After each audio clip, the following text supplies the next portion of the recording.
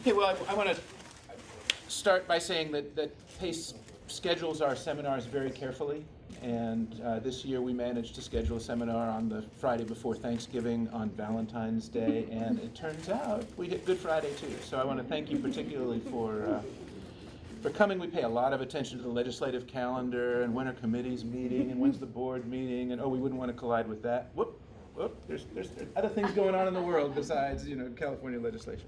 I want to say one other thing before we begin, which is something you may not know about PACE seminars, is that we have an annual attendance prize, that the most faithful attendees are esteemed in our heart, which is really what the prize is that we value them very highly.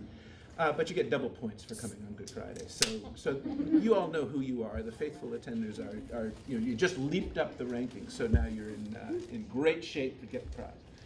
I'm really happy to, I'm really sad not to bring in 150 people for today's seminar, but I'm really delighted that you all are here because we have some really great presenters presenting a terrific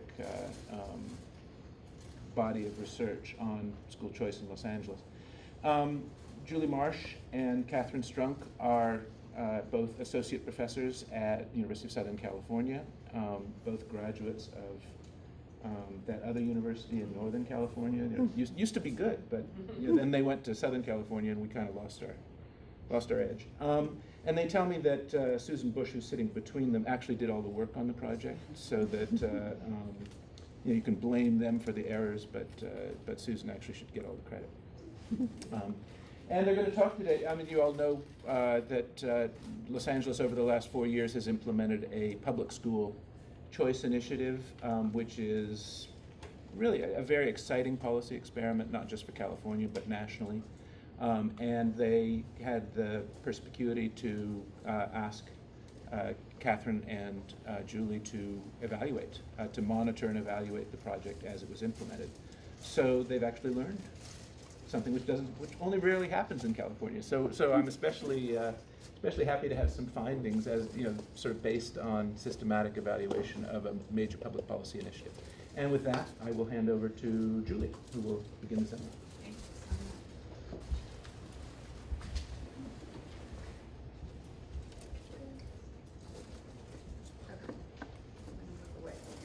So thank you, David. Thanks for having us. We're really excited to be here. Can everyone hear me? So we have mics. Okay. So just a few words before we start. We wanted to notice that one thing is that this is a big team effort. We had a lot of graduate students at USC who helped us on it, and they're not here, but a lot of the work was done by them. We also wanted to acknowledge the support that we received over the years. This was actually funded, our work was funded by a federal Investing in Innovation grant that supported the Public School Choice Initiative in its second year. And there were a number of partners in that grant, and we're the official evaluators. So the research comes from that, and we've had a lot of support along the way in cooperation from the district, from Superintendent Daisy, Donna Muncy, Matt Hill, and Monique Epps. And we also wanted to thank the I3 partners, the Chamber of Commerce and United Way.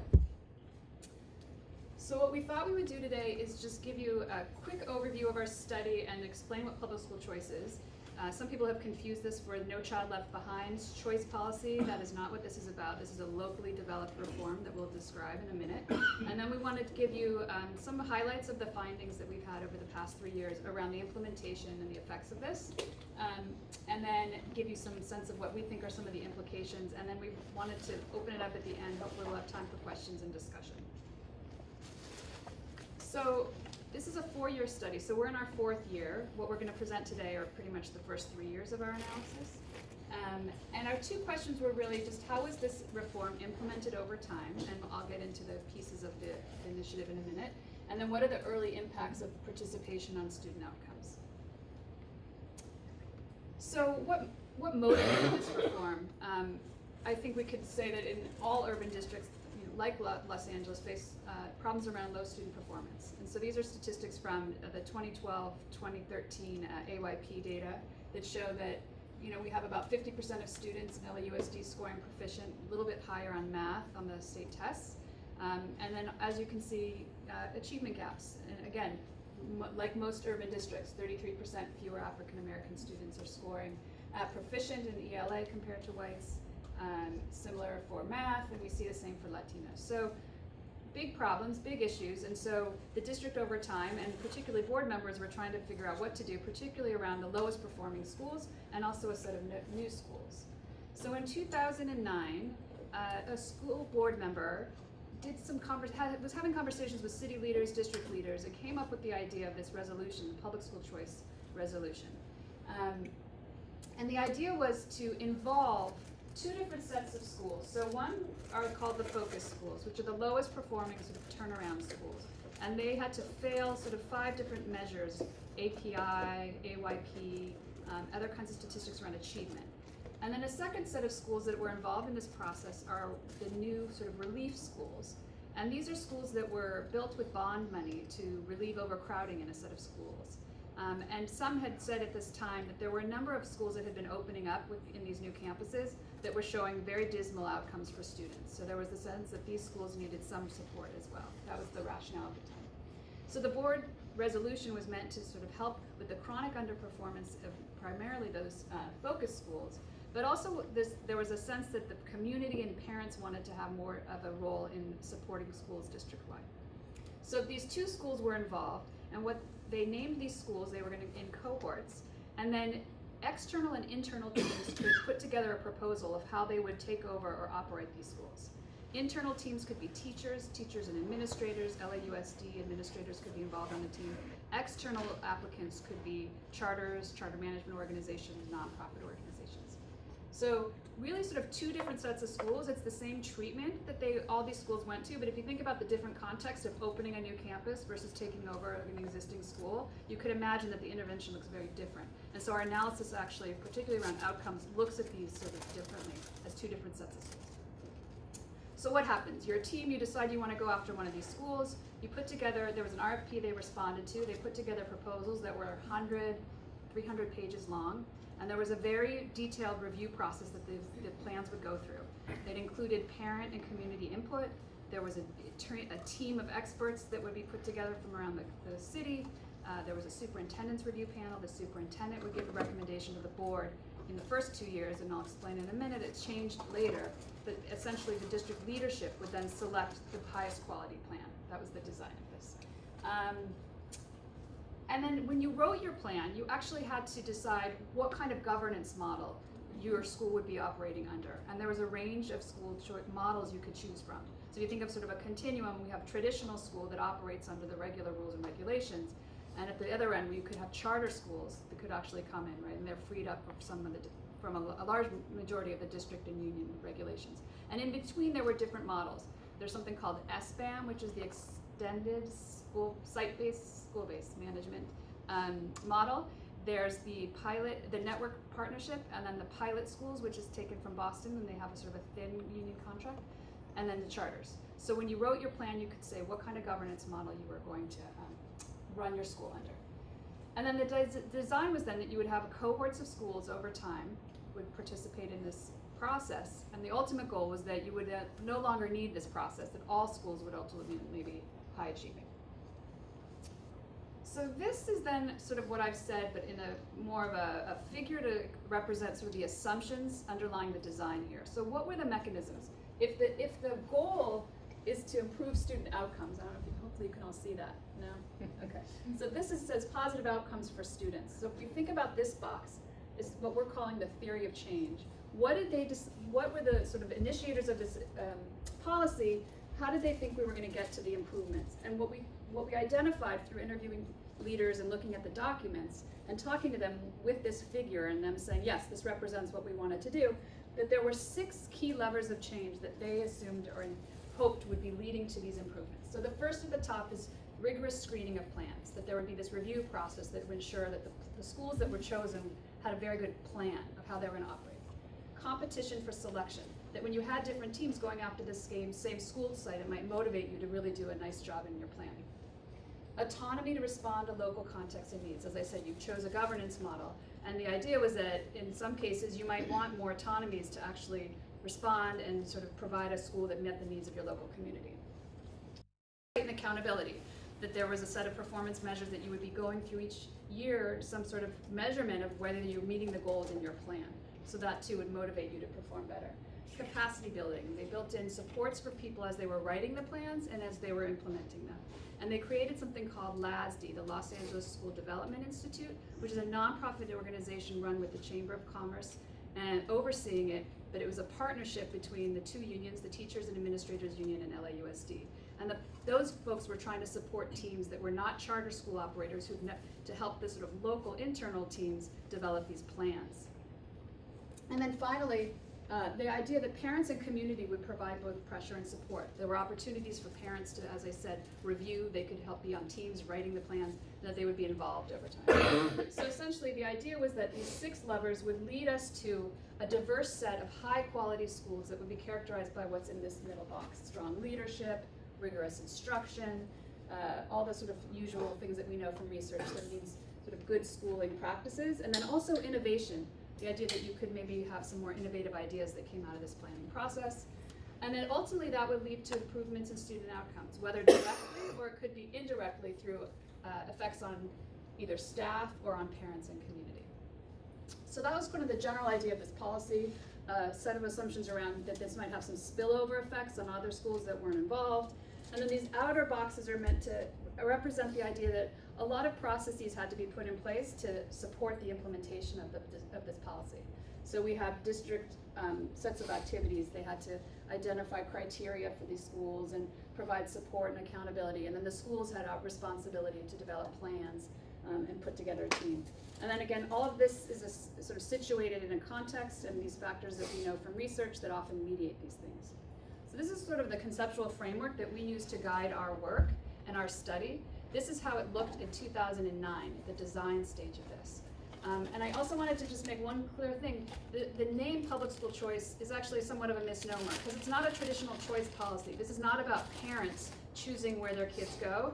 It's the idea that parents and community had an opportunity in developing these plans that create a set of choices for the community, but it's not a traditional sort of choice as we would think of that. So that's sort of what happened in 2009. Then 2 years into the initiative, there were some changes that were made. So one was that the district and the union, the teachers union, had a memorandum, there was a negotiation and a memorandum of understanding was established that made some adjustments to this. So the first is that we've grayed out here the competition for selection. A decision was made in this MOU that if you were applying for one of these schools, your employees had to be district employees working under the traditional district union labor contract. So essentially competition was decreased because a lot of charter schools didn't want to participate at that point. And then we bolded the ones where in the same MOU, in exchange for that sort of change, there was an increase in, or an emphasis, a larger emphasis on autonomy. So a new model, a new governance model was created at this time called LIS, Local Initiative Schools. And the argument in the district was that this was going to allow for all schools district-wide to operate under this new governance model that had 14 new autonomies around curriculum, professional development, bell schedule, sort of charter-like autonomies. So under this new agreement, all schools could elect to become a LIS school if they had a certain number of teachers voting for it. They also, if I had mentioned those other governance models, the pilot and SBAM, there were caps on the number of these schools that were allowed. In this memorandum, in this negotiation, the caps were lifted. So any school in public school choice could become a pilot. There was no longer a limit. And then we've highlighted also the capacity building. There were some changes made and more support was being provided during the plan implementing stage and some changes in capacity building. And then the red just indicates some process changes were made. So one was, at this point, there was a change made that decided that the superintendent would be the final authority in selecting the plans. In the past 2 years, it was the school board. And then the other change, just to point out here, is the parent and community involvement. Susan will get into it in a minute, but in the first 2 years, there was a vote where parents and communities of the school that was going through this process would vote on which plan they preferred. At this point, there were lots of challenges to that process. Susan will go into that more, but they changed it at this point and created a set of community sort of meetings and workshops, so a different process for getting parent engagement. So this is sort of the phase 2 design. And so as a result, we tend to think about this reform in 2 phases because it really did sort of change the nature of who was participating in some of the rules of the game. So we think about phase 1 as the first 2 cohorts, PSC 1.0 and 2.0, and then we think of phase 2 as 3.0, 4.0. Overall, 131 schools are involved, and they've sort of taken a break now. So there hasn't been any announcement of a 5.0. They're sort of waiting right now what to do. They're also one of the core waiver districts. So there's lots of changes going on in the district. But so here you can just get a sense of the number of schools that participated in this program over time. A mix of internal and external operators, new and relief, so the new relief schools, focus schools. And just to point out here, these are the turnaround, right? The lowest performing schools. There was some variation in the type of turnaround. When we think about turnaround nationally, there are different strategies, right? There's this sort of more modest reform that the federal government calls transformation. This is when you sort of make changes in professional development or maybe the curriculum.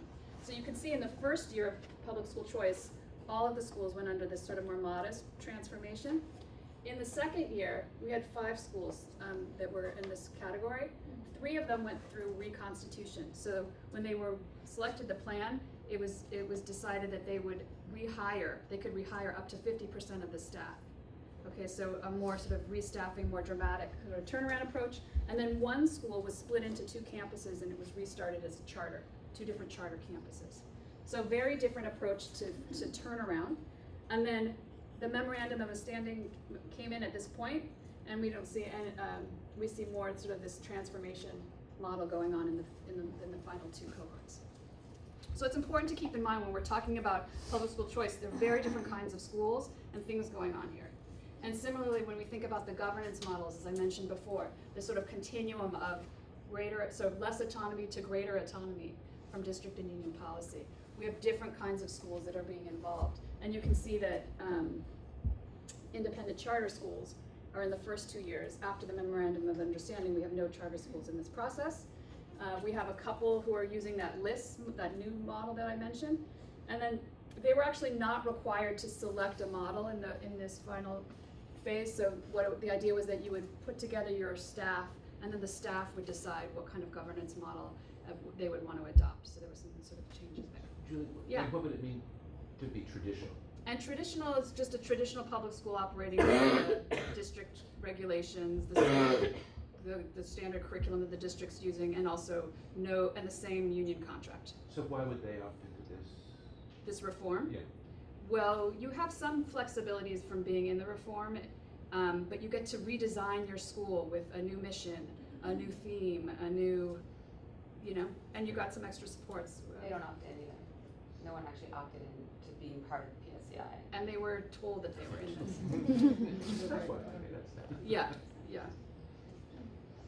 And for some of them, I think they didn't necessarily want it anymore. Okay. So we wanted to situate this in the sort of the broader context. We know that sort of 2 popular reform approaches, particularly in urban districts in terms of addressing low performance, are the portfolio management and turnaround approaches. So if we just look at the left, the portfolio management model comes from some similar ideas from financial portfolio management, from reinventing government literature. We know that about 25 different urban cities around the country are using this model. Oakland, for example, is another one in California. And Katie Bulkley talks about portfolio management as sort of the intersection of several different reforms that we've seen around the country. So one is a kind of a market model that you have competition, and the competition will bring about improvement. The second is around accountability to standards, and the idea that the threat of closure is also an important part of this, kind of motivating folks. And then the idea of diverse schooling options, the idea that not one size fits all, that we need to sort of customize schools to local community needs. And in competition, I should say that the idea here is that we're contracting out in a lot of these portfolio for either operating the school or providing services. And it's shifting away from the traditional role of a district. The district is now sort of seen as the sort of management role of overseeing a portfolio of different schools, deciding when they should be closed, whether there's the right mix of schools for the community needs, essentially. And so the idea here is that the central office in the district is playing a real central role. Turnaround reform is a different approach that looks more at the school level. It's gained a lot of attention, particularly because of its inclusion in a lot of federal policies as an option of intervention in NCLB, for the SIG, the School Improvement Grant Program, under Race to the Top. So there's been a lot of attention on that. The terminology is, as I said earlier, is a little different. So turnaround we think of as sort of broader. The federal government tends to think of turnaround as the reconstitution, the restaffing. So that's just a bit on the terminology. But the idea here is that you're going to improve sort of chronically underperforming schools by making changes either in staffing, in governance, support instruction, and you're going to do that in a very short period of time. It's going to be sort of this drastic turnaround. And it can range from the more dramatic would be the school closure or restarting as a charter or restaffing, the kind of reconstitution model I was talking about before, to the more modest. You're just going to add some PD, you're going to change the curriculum. And again, the kind of unit of analysis here is really a focus on the school. And there's not a lot, there's a growing body of literature on these two types of reforms. The first two bullets here are just about turnaround. Some exceptions, there's not as much as on the effectiveness, the sort of outcomes of kids in these models. But we have Tom D, who recently did a study of the School Improvement Grant Program in California, who found that actually the sort of what we're calling reconstitution, where they restaffed, actually had more positive effects on kids, more so than the transformation, the more modest transformation or restart. So we are seeing some effects on some of these models. We've got some descriptive literature on reconstitution that says there's some challenges and problems, particularly intermediate outcomes, higher teacher turnover, for example, in reconstituted schools, not a lot of evidence of changes in practice in the classroom level. And then the second two bullets here are meant to be just sort of our summary of what we know about portfolio reforms. And again, not a lot of literature, it's mixed. The first is that there is some data from New York that students in the Children First portfolio reform, that there's been an increase in achievement for them. And then we've got some literature coming out of Chicago that on the one hand shows some positive outcomes for kids on certain indicators, and not for others. And then there's a lot more, but still limited amount of research on the implementation of these, of portfolio and turnaround. We know that sort of commonly across these reforms, there's a set of challenges. One, for example, is just finding the sort of capacity concerns around, do we have the supply of really committed staff to do this kind of work? Do we have the supply of operators to do the kind of turnaround reform we're talking about? And then some of the literature says, well, places that are really doing this successfully tend to focus on things like teacher collaboration, data-driven reform, make sure that there's some restructuring going on in the central office, they're targeting supports. So this is kind of what we know from the literature, and we think of our work as in some ways helping build in these two bodies of literature. Because if you think of public school choice, you can think about it as sort of a hybrid in the sense that they're incorporating the turnaround model into their broader portfolio approach to reform in LAUSD. So that was sort of how we came at it. We think we're kind of adding to the literature here. I think that's all I wanted to say to set this up. And then what we're going to do next is Susan's going to talk to you about the implementation of the reform, and then Catherine will go into the outcomes.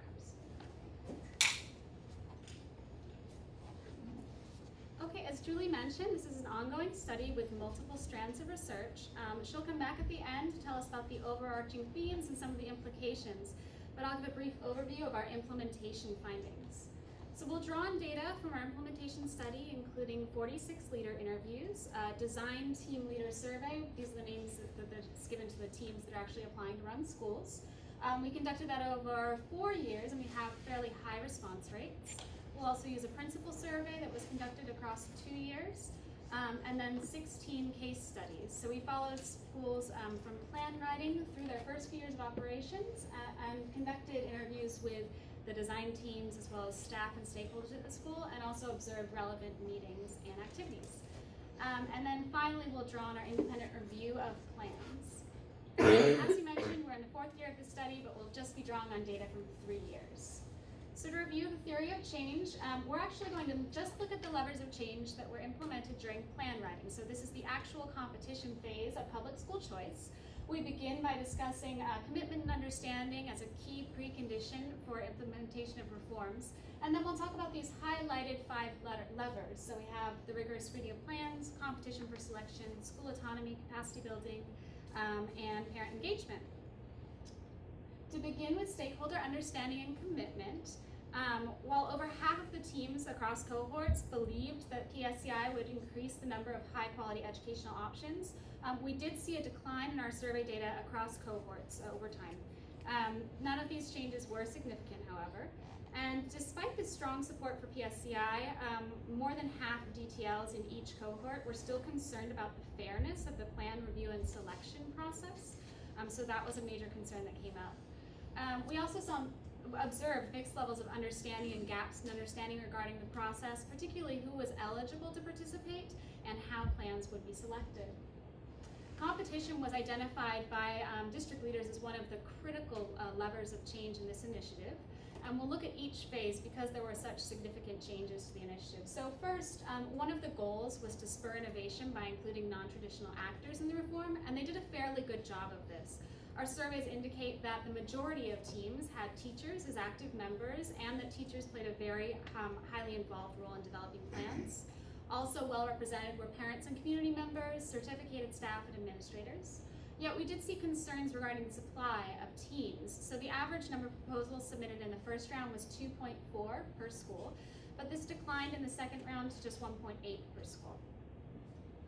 Another key assumption of the portfolio reform that Julie described is that the leaders are neutral and indifferent about who runs a school. And once again, we saw that there were widespread perceptions that the process was unfair. Less than half of our design team leaders believed that LAUSD managed the process in a neutral manner and that there was a level playing field for applicants. And in our interviews, teams echoed this, and teams from all different types, including charters, internal teams, and teacher teams, believed that all the other teams had an upper hand with regard to access to resources and support. Finally, we see in the phase one that the high stakes of the decision to award a team control, this could mean layoffs for the individuals currently working at a school, this heightened the intensity and emotion. And so teams spent time and resources contacting board members and other decision makers, and also mobilizing parents to vote in the advisory vote process.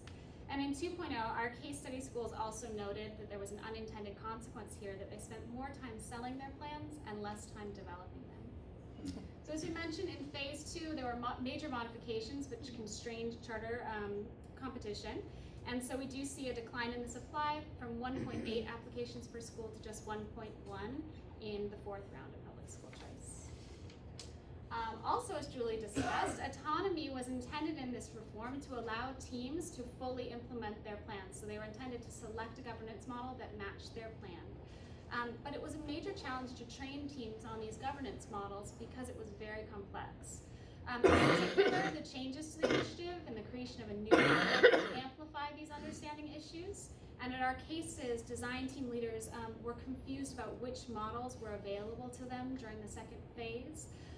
Some were apprehensive about pursuing new models like the LIS model. And they perceived that the district would be able to better support them if they implemented a well-established model. One quote from a design team leader says, they, LAUSD, don't know what the LIS model looks like yet, so the SBEM model was the safest model for our school, just starting this 3-year journey. We move into capacity building, and as Julie mentioned early on in the initiative, there were concerns that internal teams of teachers and administrators might not have the same experience writing plans as charter management organizations. So they created LAUSD, the Los Angeles School Development Institute, to support these teams. This was led by the district, the teachers union, and the administrators union. And they hired retired teachers and administrators to provide consulting support. The support was highly rated by the teams that received it. However, they did restrict access to teams that represented their leadership, so had both an administrator and a teacher, which meant that there were some teacher-only teams that were unable to access this support. LAUSD also offered workshops that were well attended, but in the first phase, primarily informational in nature. We'll be looking at the second phase more in our more recent analyses. And overall, about half the teams in each cohort reported that they received adequate support and assistance during plan writing. Okay, so as we mentioned, there were widespread concerns about the fairness of the process. So we conducted an independent review of every plan that was submitted in 1.0 to 3.0. We used a 10-category content-neutral rubric to rate plans. And on our independent review, we've found that plans were of moderate quality, but that the selective plans were on average of higher quality. In addition, plan quality increased from the first round to the second cohort and decreased from the second cohort to the third cohort. And interestingly, in both of the phases, we saw that there was no relationship between competition and plan quality. Just a couple things about each phase. In the first phase, those with alternative governance models, such as SBAM, pilot, or charter, had higher quality plans on average, and we also saw that those higher quality plans were associated with higher reported levels of implementation. In phase 2, we didn't see these same relationships, but we do note that several areas of capacity building support during plan writing were associated with higher quality plans. Okay, now in terms of parent engagement, this was one of the key intents behind the policy was to engage parents in the process of creating these new improved school options. So in order to do so, in the first round they had an advisory vote process where anyone who had a student at the school or their student might be at the school was eligible to vote. And this was just one part of a multi-stage review.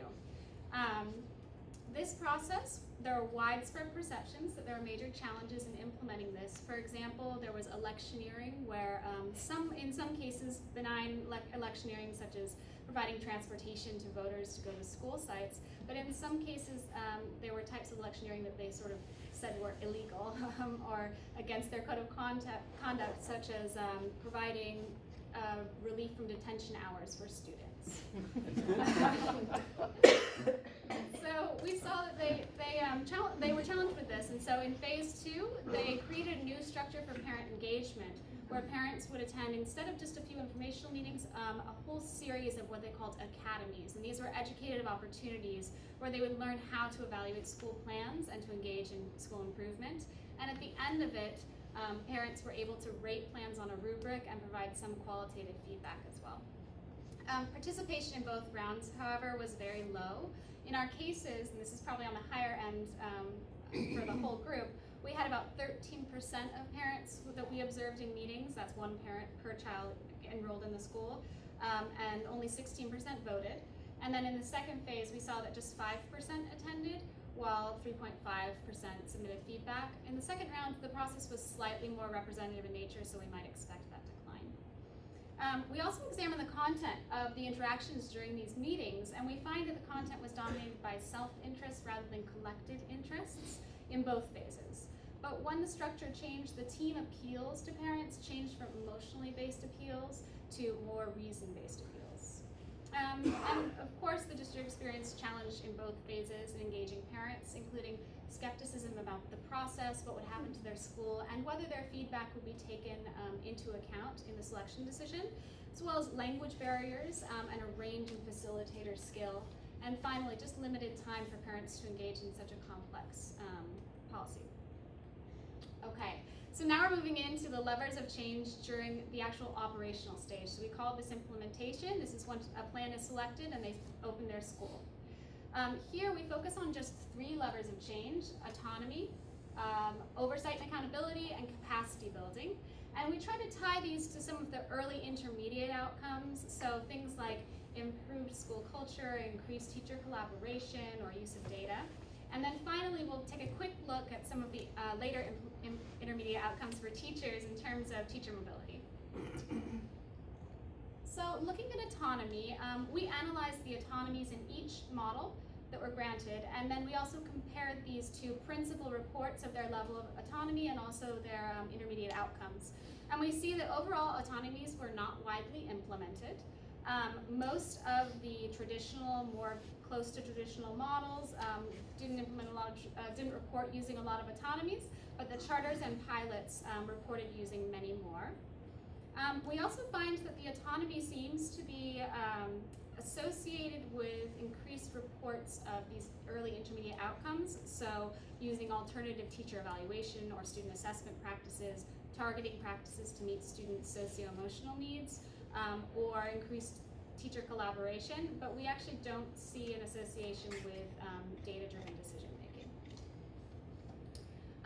In terms of accountability, with these new schools opening up, the district wanted to be able to monitor their progress more closely, and so they implemented a new accountability review process. So this consisted of 2-day visits to the school. A team team of reviewers from the actual school staff, stakeholders, and some district central office administrators visited, and they observed classroom instruction and examined data including teacher, student, and parent focus groups and their performance data. And overall, this was received well by the staff for its reflective purposes. So it was helpful in terms of self-reflection, but few staff reported that they engaged in some strategic behaviors, so window dressing, trying to look good on their reviews. And additionally, some school staff reported that they didn't receive a lot of feedback from the district or that it wasn't provided in a timely manner, and some believed that there should have been more presence from the district administrators during these reviews. Ultimately, however, the school staff believed they would be held accountable for their student test scores rather than these review results, but they weren't aware of what the consequences might be if they failed to meet their goals.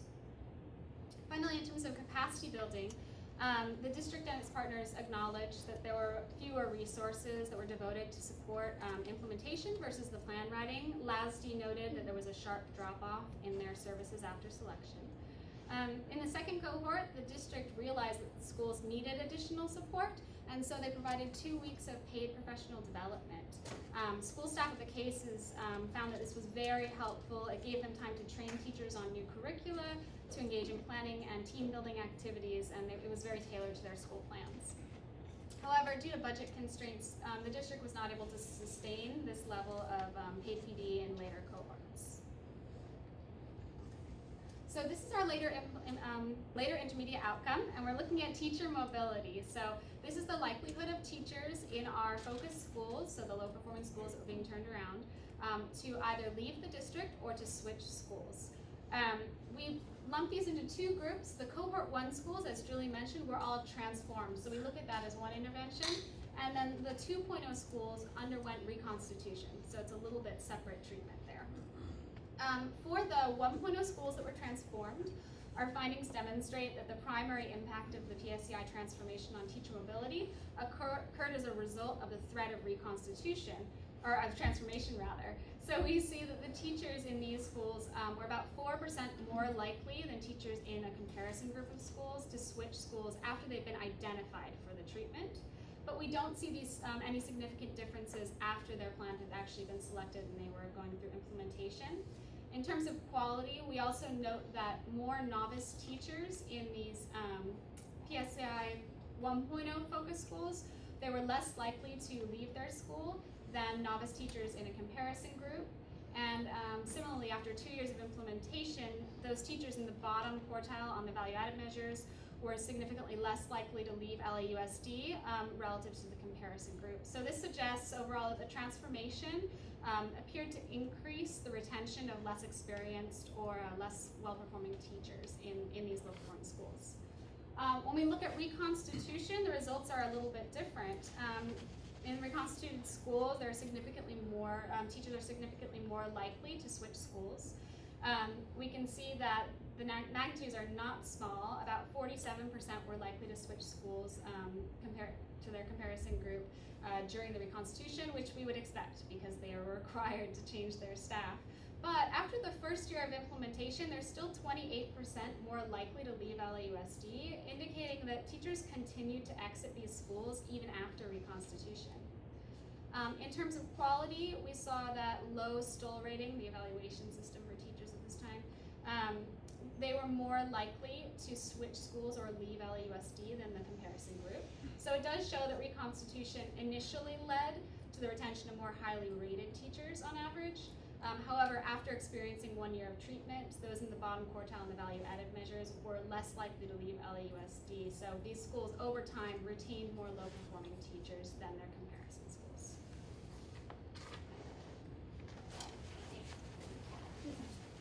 Okay, so now you've heard all the interesting stuff, and I'm going to bore you with statistics. So we're going to talk now about the impacts on student outcomes of these of the PSCI intervention. And again, we're still thinking about it in terms of turnaround focus schools and then these new relief schools separately. So let me just give you a quick overview of our data. As you all know, LA Unified is the largest district in California, the second largest in the country. We have a lot of students to look at. So we used a decade-long panel of student-level LAUSD data for this study. We can only look at 2nd through 11th grade students who take an ELA or math test, so it's 413,000 individual 2nd through 11th grade students over this time who were in a PSCI or a comparison school, and I'll give you that definition in a second, between the years of 2010-11 and 2012-13, which are the 3 years that we have outcome data for at this point. I should note that we are ending this outcome study now because we will not have any data from CSTs going forward, as we all know, so this is it. We look at ELA and math CST achievement scores. We also look at the likelihood of suspension. We look at this because in LA Unified they implemented a policy at around the same time, really trying to tamper down the number of suspensions and suspension rates in these low-performing schools and in schools across the district. We don't actually present those results. They were null. We didn't find any impact of PSCI on those outcomes. So LA Unified does not actually own the data for its independent charter schools. And so we went to the Charter School Association, we went to the independent charter schools independently. Susan put a lot of work into collecting those data. So we are missing data on 2 relief charter schools, and we have about half the comparison charters and all the focus charters, but we don't, that was a labor of love from Susan. So we compare outcomes of students in each cohort individually to the outcomes of a comparison set of schools. And I'll go into more detail about these methods in a second, but I want to just kind of conceptually put it out there now. So what we want to do, right, is understand the impact. And to get the impact, we could think, well, how are these students performing now that they're in PSCI schools, or now that the PSCI treatment has occurred, relative to before they were in these schools, to when they were in traditional public schools that weren't going through this turnaround reform or weren't these brand newly open schools. So we could sort of say, let's compare the 7 years pre to the 3 years post for cohort 1, for instance. The problem is that around this time, 2010-11, there's a lot of stuff happening. So we had the kind of discussion of the longtime and well-liked superintendent, Ray Cortinez, was making it clear he was leaving, and he was making clear that the predecessor would be John Daisy, who was well known for some of his more radical reforms. We had a union election, we had new school board members being elected, and so there was kind of a lot of governance shifting happen that we think may have also had impacts at the same time. We all know that around 10-11, we started to see step increases in NCLB in California, and so there was a lot of accountability pressure on schools. So we can't really trust that a before and after examination of these schools will give us actually a causal impact. And so what do we want to do then? Well, you want to compare these students to very similar students who are comparable on everything but being treated by PSCI. So we thought, okay, well, how do we find comparison groups for kids in these 2 different kinds of schools? And we kind of came up with a group of near-selected schools, and I'll give you more detail in a second, and then a group of kids in feeder schools for the release kids. So let's talk about the turnaround reform first. Again, the focus schools were selected. They did not opt in. The district kind of had a ranking on 5 different indicators that changed a little bit over time over the 4 cohorts, and they had to score a 1 basically on each of these indicators. There were things like the proportion of students who are proficient in math, proficient in ELA, the API level of your school, proportion of kids who graduated if you were in high school, things like that. And if you missed having kind of scoring a 1, of being low performing enough on 1 indicator, you did not get selected for PSCI. So you had to kind of be low performing on all 5 indicators. And so we said, well, there are arbitrary numbers, right? They kind of picked these at random cut points. And so we figured, if we look at the schools that missed being selected into PSCI by 1 indicator, 1 out of 5, they should be fairly similar schools. They're still low performing. The kids look fairly much the same, but they're just not being treated by the intervention. So that becomes our main comparison group. We call them the near-selected schools. And then as we were thinking about it, we realized a lot of those schools, though, actually, well, a few of those schools then get selected next year, right? They're almost there this year, and then they get treated next year. And so we don't want to include those kids in our comparison group because they're going to be treated in the following years. So we take those kids out. It's a few schools each year. And then we said, okay, well, let's just make sure these kids look the same. And so they do. They look almost the same on all demographics. We look at some baseline equivalence tests on performance. They look very similar before the treatment. So we feel pretty confident about this. We do some robustness checks where we put the near-selected kids who were treated next year back in. We run a robustness check where we look against all the low-performing kids in all PI3+ schools in the district. We see the same results. We also realized at the same time SIG was happening, the school improvement grants. And so a few of our schools in our comparison group and a few of our focus schools were also being treated by SIG. So we take those guys out and look at them separately, and we don't see any differences in our results. So we do this comparative interrupted time series strategy to kind of understand the impact. And in short, all this is looking at is the deviation in the pre-trend versus the post-trend for the comparison group versus the selected group versus the PSCI kids. So just in theory, that should net out kind of anything external happening in the district that we don't really attribute to the public school choice initiative. So we kind of get two important coefficients from this. The first is beta 5, which tells us the first year impact on student achievement. And the second one is beta 6, which tells us the growth after the first year. And we're interested in both the first year impact and after that, because we think that conceptually there could be differences happening in this kind of first chaotic year of implementation, and then once you've kind of balanced out, how you grow after that. And the overall effect would be the two coefficients put together. So for cohort 1, we have 2 years of growth, so it's beta 5 plus 2 beta 6. Okay, so this is just graphically a look at what we see. These are unadjusted trend lines, which means that we haven't looked at, this is just the straight CST scores for kids in each kinds of school on average over the 7 years pre for cohort 1 and the 3 years post. The one on your left is ELA achievement and the one on your right is math. And what we see here is that there's, the focus line is the blue line on top, and we see that there is actually a pretty strong dip at year 1 of achievement, right? So that's the line that's drawn at the first year of implementation. It doesn't look like in the pre-year we see that much of a change in kind of the trajectory that they were already on. There's this dip in year 1 for ELA, and then they kind of start to rebound. For math, we see a pretty strong downward trajectory for these focus schools in the pre-years, and then they continue on that trajectory in year 1, then they go up quite a bit in year 2, and then it starts to balance out in year 3. For the second cohort, right, we have the line drawn again at the first year of implementation, and we see something different. The blue line is still the focus schools, and we see a very strong decrease in achievement in this first year before when they were being selected and they were writing their plans. But then we see some pretty strong trends up in the first and second year of implementation, and that's for ELA. We also see kind of a similar thing for math.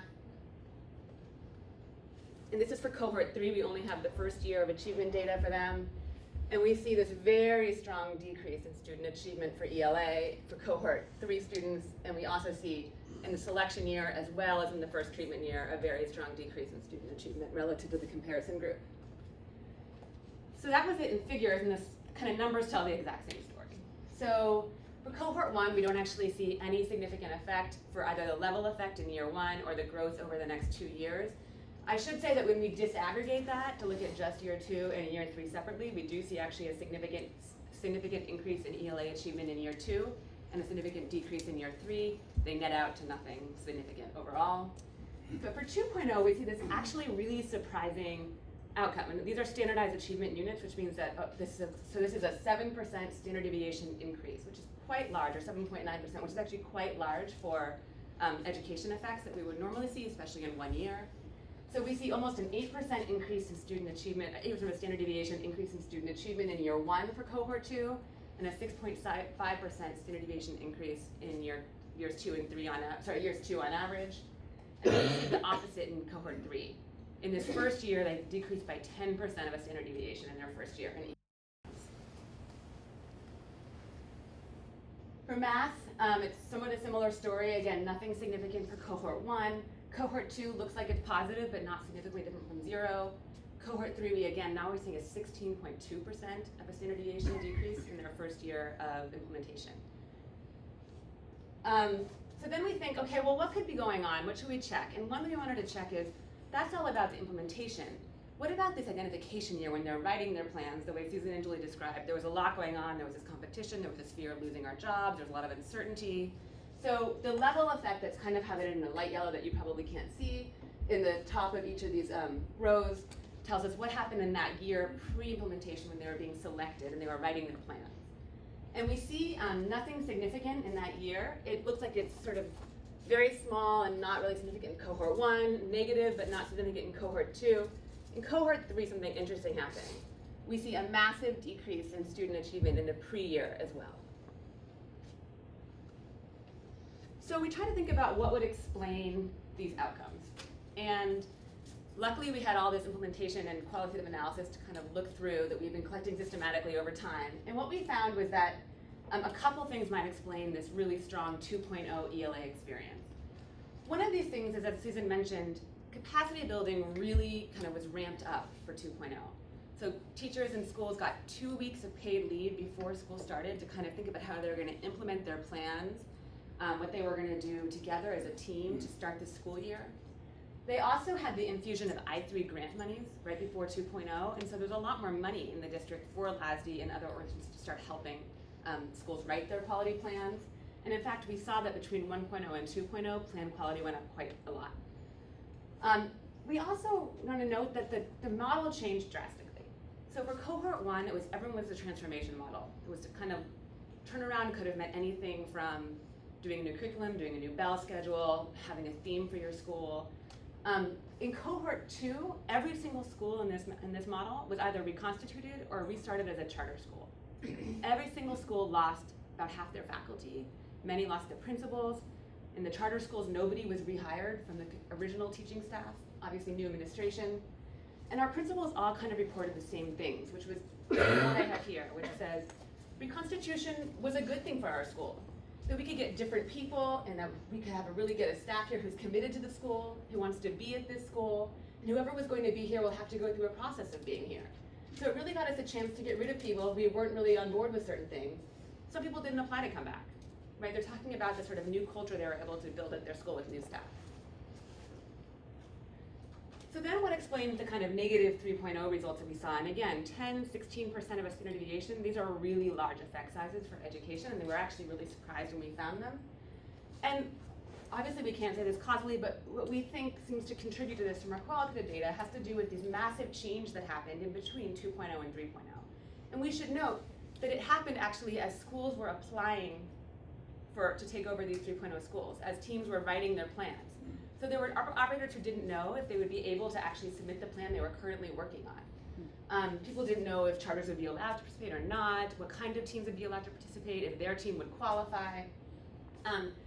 So this MOU limited the competition in the end, and so no charter schools did apply for these focus schools. And then, again, this happened in the middle of the plan writing period, and we saw, maybe as a result, that plan quality actually decreased between cohorts 2 and 3 quite a bit. And here's one applicant team leader telling us from cohort 3. This last time around, there's a lot of changes like halfway through, like the union negotiations and who can be included and who can't. It's a point where you think you're applying for something or you're doing the assignment, and then halfway through it's kind of like, well, you might not even be able to apply. I mean, there was confusion, I think, for anywhere between 30 to 60 days in terms of, do we qualify, can we apply, what does that look like, what does this new timeline look like? There's just a lot of sort of chaos happening. So now we're going to turn to the next set of schools, these new relief schools that were brand newly opened with bond money from a previous policy. And again, these schools were called relief schools, and they were intended to relieve overcrowding in the schools that they were neighboring. So a lot of the schools in LA have been operating on year-round schedules for a long time. They've got kids in their schools on different schedules each year. It's very taxing on the schools, and these schools were intended to kind of take some of the student pressure off of them. So kids were selected into these schools based on their neighborhood. So it's kind of zoned in. So it wasn't like they knew they were going to be taken out. And those zones actually weren't necessarily created for quite a while before the school year started. So we end up using the schools from which these students are drawn as the comparison group. So the schools that are the feeder schools into these new relief schools. Again, we find that these students look very similar on baseline equivalence tests. So we're pretty confident these are very similar students. And we do the same robustness checks. So we put back in the kids who were near selected schools at later cohorts, and we also look at all PI3+ schools in the district, and we again see the same results. So here are the pictures that tell this story. You see for ELA, for cohort 1 on your left, there's not a lot happening. For math, there looks to be a decrease for focus schools in year 1, and then some growth in years 2 and 3. For cohort 2, again, ELA, you don't see much happening. For math, you see kind of a significant drop, but for both comparison and relief schools, for feeder and relief schools in years 1 and 2. And for cohort 3, kind of the same thing. The trends seem pretty parallel. And that's what we show in our results. So ELA, you see in the first year there's a drop with gains in the second year and third year, and for cohort 1, but nothing for cohort 2 or 3. And the same thing for math. So we should say that we're just beginning to dive into these data, the qualitative data, to help us understand why we might be seeing these sort of drops in year 1 with gains in years 2 and 3 for cohort 1, and then nothing really for the other 2 cohorts. I should say we also try to look at the beginning, the pre-year. This is a little different. They weren't really, the kids in the schools didn't see the plan writing happening, right? They were in these feeder schools, and it wasn't like they were in turnaround schools. It wasn't the same effect. We wouldn't really expect to see a drop in the pre-year the way we might expect to see it for focus schools. We do see for cohort 2, there's actually an increase in achievement for those students in both math and ELA in the pre-year. We don't really know why or how to explain that yet. But some things that we might think explain the relief achievement results for cohort 1 are the following. So the first is, part of why they even put relief schools into this intervention is because there's been a history of these brand new schools opening in LA and having pretty dismal performance outcomes in the first few years. And so one of the staff for the mayor at the time basically says this in his quote: the idea had origins in the fact that a lot of new schools were opening with beautiful, as you like to say, externals and miserable internals. And he felt that there was an imperative to address that, right? We're having these taxpayers pay so much money for these brand new buildings and we're not seeing the results we would expect to see on the outside. But we also want to note that opening a new school was actually a very chaotic process. So opening a new school means having all new staff there, trying to build a culture at the same time, trying to figure out who's on your roster, right? And so a lot of these schools report not even knowing what kids they were going to serve until almost the opening of the school year. Trying to get materials in, your budget straight. There were some legislation issues where they couldn't get some of the funding they thought they were going to get until they had a school site council, but they couldn't get a school site council, but they had staff in the building, and so there was kind of just some chaos in the first year. So we would almost expect to see a decrease in year 1 as teams were trying to work through this. And so we actually think that these preliminary findings might indicate that relief schools did fairly well relative to feeder schools, and that we don't see sort of really big drops for all the cohorts in the first year, and then we see the rebound in cohort 1 in years 2 and 3. Okay, so I'm going to turn it over to Julie to talk about our implications from this. Okay, I know we've been talking at you a lot, so we're almost done, and we really do want to get questions and conversations, so bear with me just for a few more minutes. So we have 2 sets of implications we wanted to share. One is around sort of the idea around design. So the state districts who might be interested in doing similar reforms or similar elements of this reform, some thoughts that we have. One is this issue around alignment and coherence. I mean, as I showed you, there were 6 levers of change, and those were often hard to kind of keep aligned at some point. In particular, if we think about competition. Competition, in some ways, worked cross purposes with some of the other levers of change. If you think about parent engagement, the competition at times created incentives for some, perhaps, to create misinformation for parents, because it was all about sort of getting your team's plan selected. So winning was really important, and that might have worked against sort of really meaningful parent participation. It also worked in some cases against the autonomy lever Susan mentioned. We had teams telling us they were choosing a governance model not because they thought it was what the community or that school needed, but because they thought it might increase their chances of winning. So again, that's sort of, how are these things aligned? Second one is around time. We hear this over and over and again. But if you think about portfolio model and what they tried to put in place so quickly after the resolution was passed, an RFP, a process of how you select the criteria, a lot was being done as they were implementing it. And so we think that if there had been a little bit more planning time, we might have seen more consistent messages about what this meant and less confusion than I think we heard in the early years. Capacity. Lots of questions around, is there, so for example, around the turnaround, is there system and citywide capacity to take over the failing schools? I mean, even if charter schools had been allowed to continue in the later years of public school choice, it's not clear that they would have stepped up to take over the lower performing campuses. A lot of the charter school organizations really wanted those new campuses. So there's questions about, do we really have the capacity out there to do this on a large scale? And also around supports to be provided to schools as they're implementing. So huge concerns around, and thinking that maybe one of the issues, one way to perhaps address the support around supporting all these schools with different models would be to involve more intermediary and external partners to help bolster the capacity of the district or the state. How do you manage this whole process, right? Very complex process. And as we heard, one of the key tenets of portfolio reform is the idea that you're neutral, right? The district is sort of provides support to all schools and the highest quality plan is selected. Well, that's hard to kind of maintain that role as both sort of providing support and selecting and evaluating plans, particularly when jobs are at stake. So some thoughts around that might be thinking about an outside body doing one of those roles. Maybe you don't have the district selecting, or maybe it's not the district who provides the support, but maybe there's some external organization that can do that. Some of the other learnings from this case we think are around flexibility.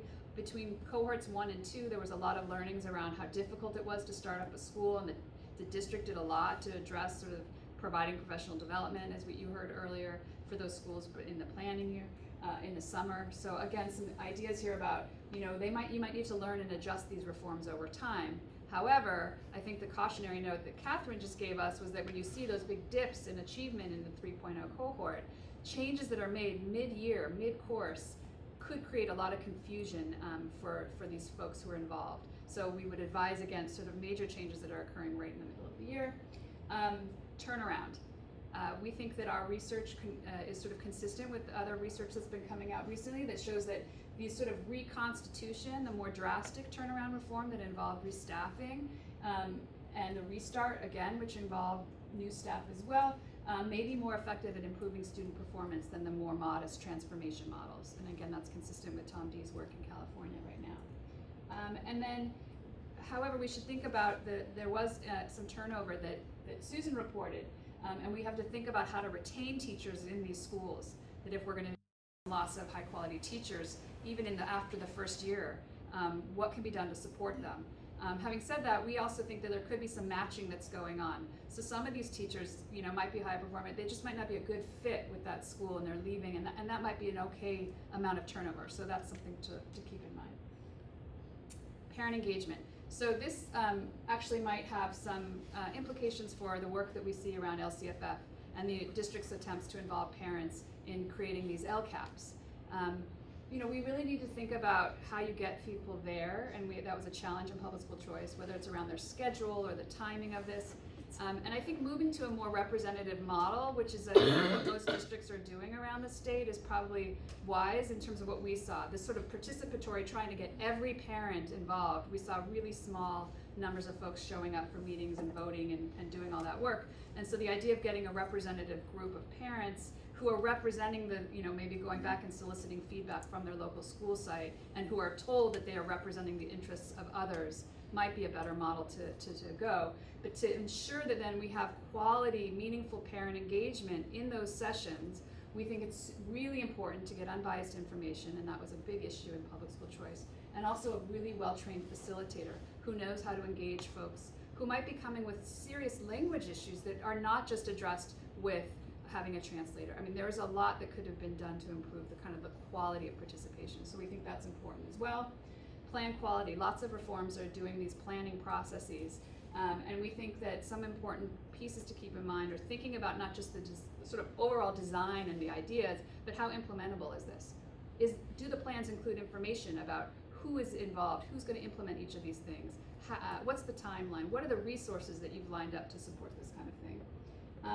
And then we saw some challenges, right, and that not always, the plan can't always sort of play out as intended. So there's some flexibility that needs to be allowed when there's these sort of unintended challenges that come up. And so that needs to be thought of. And then the final point was just around this idea of the trade-off between competition and quality, right? So one of the intents of this portfolio reform was that competition would improve the quality of plans. But we actually saw some unintended consequences of people spending a lot of time and attention campaigning for their plan to win, and taking time away from actually making it a really high quality plan. We also didn't see an association between more competition and higher quality plans. We did, however, see that plans that included an alternative governance model, so plans that were proposing a pilot and charter, were of higher quality. So if you get rid of competition, you don't necessarily want to get rid of some of these teams that were providing really high quality plans. So there's a sort of trade-off here that needs to be thought about. If you want to reduce this sort of competitive model, there has to be some way to think about mitigating some of the potential negative effects of that competition. And then a few thoughts just, and then this is just again a sort of capacity building point. We need to have as we saw in the 2.0, the learnings around the summer PD was super important. The idea that schools were allowed to have time to develop their own professional development, and we think that might have affected their motivation, the extent of collaboration that we saw, which might help us again get at our 2.0 outcome finding. And then autonomy. As Susan said, not all schools ended up enacting the autonomies that they were afforded by the governance model that's written into their plan. Now, some of that could be due to misunderstandings. They just didn't get what was in this model that they adopted. So we think more information needs to be out there about what is the autonomy, what are the autonomies afforded, how do you actually enact them? But it also may be an issue of capacity. I mean, it's a much harder thing. It's much easier to oversee a set of schools that are all operating under the same set of rules and regulations. It's a much more difficult task when you now have all these different types of schools who are following different rules around curriculum, assessment, bell schedule, etc. So we think that we need to make sure that if you're going to sort of undertake this kind of reform, you need a capacity at the central office, or you need some external sort of support to make sure that you can really oversee this in a high quality way. And then next steps, we're still finishing up our analysis. We're going to dig deeper into some areas. We want to look more at the reconstituted schools. We're going to be visiting some again this year and see how it's going this year. We want to look at the role of intermediaries, this LAUSD organization and other groups. We're looking at the role of politics and how that shaped the policy and how the policy shaped the politics in LAUSD. And we're open to other ideas of things that you all think is important for us to keep investigating as we finish up our work. So that's our presentation. But we would welcome questions, thoughts, and we can address it to all of us. Hey, are there questions? Or comments? Hi, I'm Camille Wise. Thank you so much for your presentation. You talked a lot about how the level of competition was, I guess, on one hand, you could say excluded, or was more kind of streamlined to not include those pilot and charter schools. Can you talk a little bit about either what some of the challenges or the that made that process change? Do you know what went into the thinking of let's make sure we don't allow pilots or charters to compete for the second and third cohort? Okay, so let me clarify. Pilots were allowed into the later years. It was just charters. Charters could participate if they were willing to have their employees, willing to have their staff be district employees. Right. Okay, I just wanted to put that out there. But no charter school chose Which isn't that. a charter school. Right. But I'm just saying in Correct. theory they could. Sure. So why did it shift? So in those so in the first 2 years, we just want to prevent sort of the political elements of this, but in the first 2 years, there was a lot of pushback and backlash on the schools that were taken over that this was a loss of jobs. So when the charters took over, and particularly UTLA, the teachers union, had a lot of communication out there too about, that this was they called it sort of a school giveaway. So there was community and union and folks who were very upset with the fact that these charter schools were taking over and replacing some of these jobs, teacher and classified, so all sorts of positions. So there was that backlash that I think fed into these negotiations with the union. That would be my answer, but I want to know from you all that. I think there's also other reforms happening at the same time. There was kind of a balancing act taking place, and so the union in this district were trying to negotiate several things at the same time, and this was one of the outcomes of the several policy negotiations. Right, yeah, it was sort of used as leverage to gain some other things. So in the district's mind, the expansion of autonomy in this LIS model was in some sense a win because it provided autonomy to all schools, not just those in public school choice. So they sort of gave up on the charter part, but they won in some sense the autonomy expansion and the lifting of the caps on the number of pilots and the number of SBAM schools, again, was seen as a win for the district in terms of, now we could have all these models and they have autonomy. So it was part of bigger negotiations. It was also a deep recession that was fueling the concerns around jobs too, right? This is happening at a time where it was tight economic times. In the back. Based just on the research that you've done, do you think you can make a strong statement that reconstituted schools significantly raise student achievement? I think we can make a strong statement that in this context, reconstituted schools and restarted schools raise student achievement. So we know significantly for ELA. And what's the qualifier that you began with? In this context. So, we've never studied it in other districts in California. Tom D has, and he shows that across the board, reconstitution actually seems to improve student achievement in California for SIG schools. We don't know if it's California specific. There's not a lot of research out there on reconstitution, and this is one of the things we've been doing is calling for a lot more of it. Colorado just put in a huge thing about wanting to turn around a certain set of schools, and we don't really know what that means in terms of achievement outcomes. Yeah, You were talking at one point about the teacher turnover and the percentages of teachers that were actually leaving LAUSD set. So I just wanted to confirm. So these were teachers that left the district altogether or left the school set? That's a great question. So we find in the first year that higher quality teachers seems to stay in the reconstituted schools, But in the second year, we actually, the lower quality schools from these schools, lower quality teachers from these schools are less likely to leave the district. And so we look at turnaround and turnover in two ways. One is leaving the school, and one is leaving the district entirely. And we don't see impacts in leaving the district in that first year, but we do see reductions in the district exit in the second year for the lower BAM teachers and the lower STOLD teachers.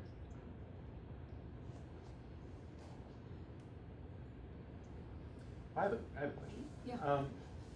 Because in some respects, California is now launching on, take out the competition piece, but on a sort of massive transformation of our schools, right? We're giving them new autonomy, we're asking them to change their curricula, we're asking them to redevelop their teaching forces.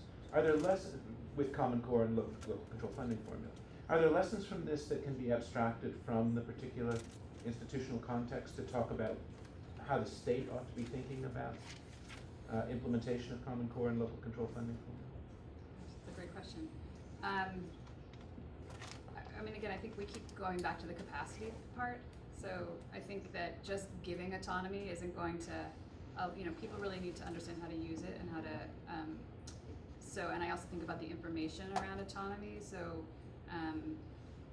it's great to say that you have the flexibility, but how do you know how to apply it in a sort of effective way? So I think there's a lot more that needs to be done on kind of building folks' capacity to know how to use these autonomies in ways that support the implementation of these things, but also in support of all the different diverse needs in a district. So I think one of the learnings for us is around the autonomy piece is that it wasn't just enough to sort of have these models out there and have the autonomies. That would be one thing I would say. I think another is researchers always call for more time, and whenever we talk to policymakers, they're like, we don't have more time. But I think this is an example of an intervention that we've talked about took some time to figure out. And when you have these complicated, LCNF is a very complicated policy, and it seems like you need to give it time to settle, people to understand what's happening, people to understand how they're going to deal with it in their districts and in their schools. I'm worried that we're going to assess it after 2 years, call it a failure or success, and then if it's a failure, move on. And we don't think that's the right way to assess policy. And I think I spoke earlier to the parent involvement piece of the LCAP stuff, and so, I do think I'm trying to follow what districts are doing, and they are sort of doing that representative model, but I wonder around sort of the quality of the input and those processes. And again, I think there's a lot of support that needs to be, because inviting people to, what was hard here was we were asking parents to evaluate the very technical proposals around curriculum and instruction, things that maybe they weren't as familiar with. I think about then thinking about resource allocation and involving parents in decisions around, which is even more complicated. So how are we giving them really quality information? How are we training them and providing them that background so that they are meaningful partners in this process that's good in design, but when it comes down to these meetings, I just wonder how much of it is going to be sort of a rubber stamp, or how much of this is really going to involve parents in a meaningful way. And you need to support that. I mean, you need to have other people and partners involved in that process. So I think that came out very clear in our work. What type of funding do these schools receive? Does it vary by model, or is it? None.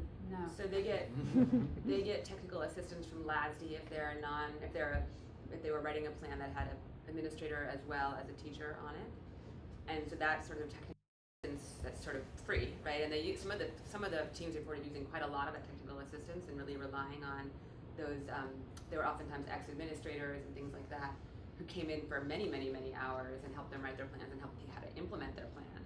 So that is or could have been invaluable, sort of not on the books, but they didn't get any cash to help them. It's the same amount of funding as any traditional school that wasn't going through this, or any charter school that was in the district. So how is professional development then funded? Does each site just have to eat that? No, that's a great question. So in that one cohort, before cohort 2, the district did pay for the 2 weeks of PD in the summer. And that again was, so they didn't get that money, but they were given that time, the teachers were paid for that time. Yes, Karen?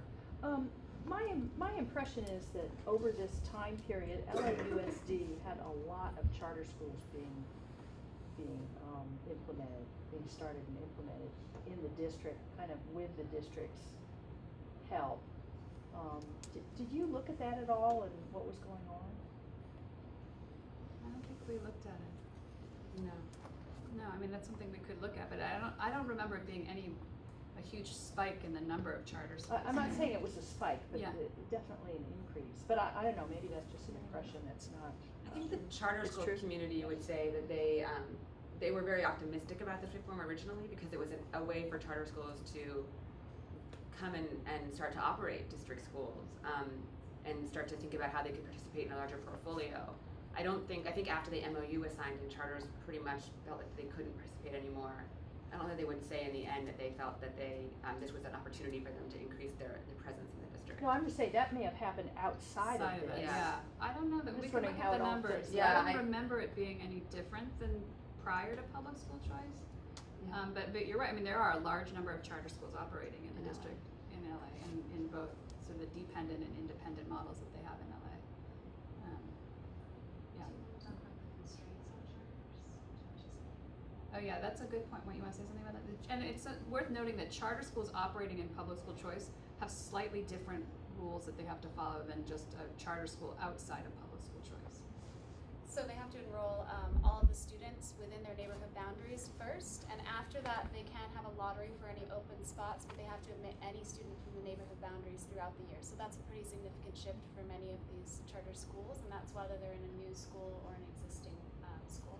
And they also had to use district services For 1 for the year. first year. So there were a lot of so there were actually, so you think about like Green Dot. Green Dot had some charter schools operating under a set of rules that were very different from the Green Dot schools that were operating under public school choice. In terms of attendance, services, there were a couple of different things that were, it's worth noting, yeah. Got time for one more question? Yeah. Otherwise, I'd like to thank Julie and Catherine and Susan for their presentation.